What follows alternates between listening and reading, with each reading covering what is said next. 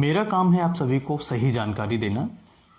इस वीडियो में हम जानेंगे इम्पोर्टेंसी के बारे में, अर्ली डिस्चार्ज के बारे में, नाइटफॉल के बारे में, और जिनको कमजोरी बहुत ज़्यादा होती है, बहुत ज़्यादा इरेक्टाइल डिस्फंक्शन की प्रॉब्लम है। दोस्तों, मुझे लगता है आज का वीडियो ये बहुत ज़्यादा इम्पॉर्टेंट है। मैंने अभी तक इन टॉपिक्स पर एक भी वीडियोस नहीं बनाया है और आज ये वीडियो मैं बना रहा हूँ तो मैं आपको पूरी ऑथेंटिसिटी दूंगा कि ये वास्तव में क्या प्रॉब्लम है जिसे हम इम्पोर्टेंसी या जिसे हम इरेक्टाइल डिस्फंक्शन या नाइटफॉल होना, या जिन मरीजों को कड़कपन नहीं रहता है, बहुत ज़्यादा पेनिस उनका ढीला रहता है, बहुत ज़्यादा उनको कमजोरी रहती है, बहुत ज़्यादा उनको जो पार्टनर के साथ में जो हैप्पीनेस होनी चाहिए वो नहीं रह पाती है।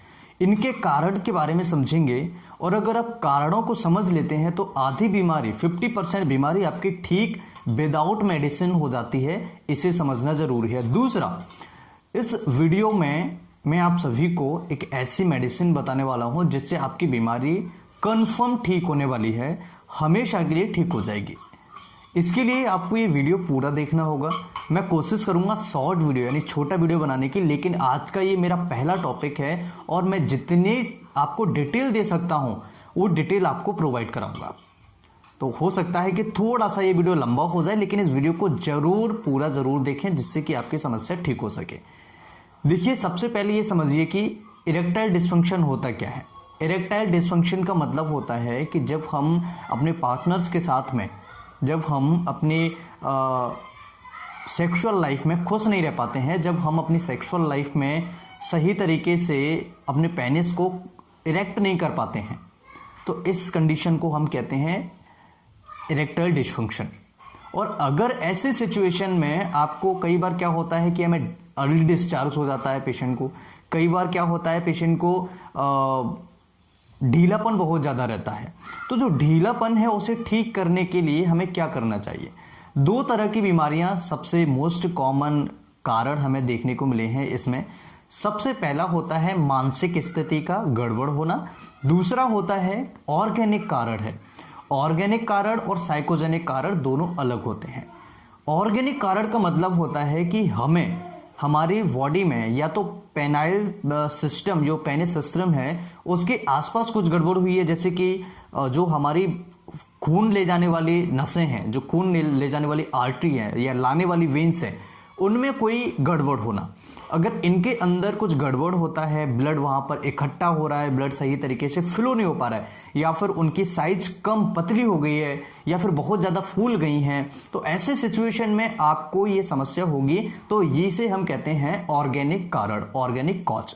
इसके अलावा किसी को टेस्टोस्टेरोन का लेवल कम हो जाना, जिसे हम मर्दानी हार्मोन होता है उसे टेस्टोस्टेरोन कहा जाता है, तो इसका लेवल अगर कम होता है उसकी वजह से भी समस्या होती है। और अगर किसी को, मान लीजिए कोई स्मोकिंग करता है, अगर कोई टम्बैको च्युइंग करता है, या फिर किसी को हाई कोलेस्ट्रॉल है, या फिर कोई ऐसा व्यक्ति जो फिजिकल एक्सरसाइज बहुत कम करता है, करता ही नहीं है, उनमें ये प्रॉब्लम्स आ सकती है।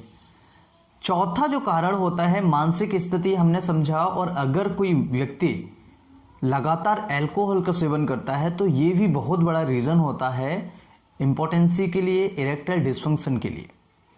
कई बार हमें क्या होता है, मानसिक स्थिति का मतलब ये है साइकोलॉजिकल कोई कारण है, जैसे कि हमारा दिल, हमारा दिमाग, हमारा बॉडी कुछ कर रहा है और हम कुछ और कर रहे हैं। मतलब कि हमारी जो ब्रेन की एक्टिविटीज है वो प्रॉपर तरीके से सही फोकस्ड नहीं कर पा रही है। तो ऐसी सिचुएशन में भी आपको प्रॉब्लम होगी। हम कुछ और सोच रहे हैं और हम क्रिया कुछ और कर रहे हैं।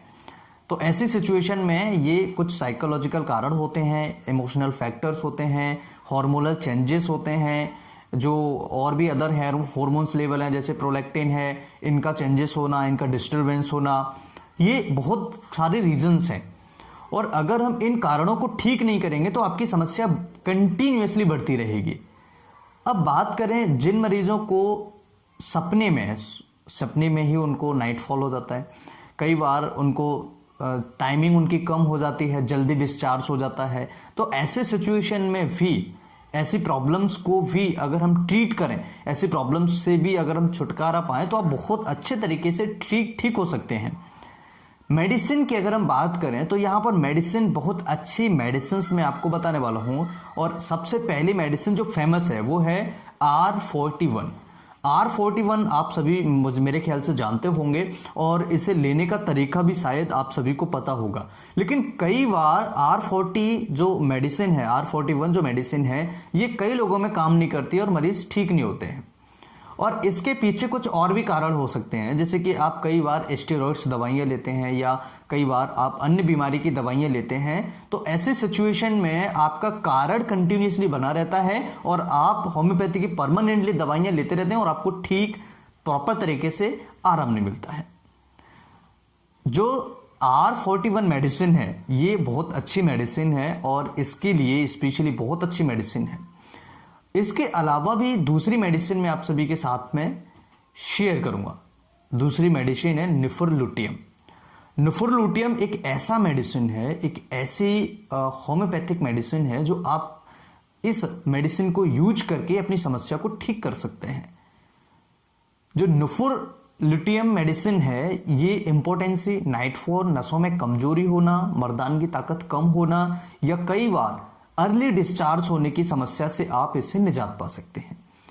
इस मेडिसिन को लेने का तरीका क्या होता है, ये आपको मदर टिंचर फॉर्म में लेना है। मदर टिंचर फॉर्म यानी कि एक हमारी सिस्टम में, होम्योपैथिक सिस्टम में जैसे पोटेंसी होती है, जैसे 30, 200, 1m potency, 6x potency, 3x potency, ये पोटेंसी जो होती है इसी प्रकार से मदर टिंचर फॉर्म आता है।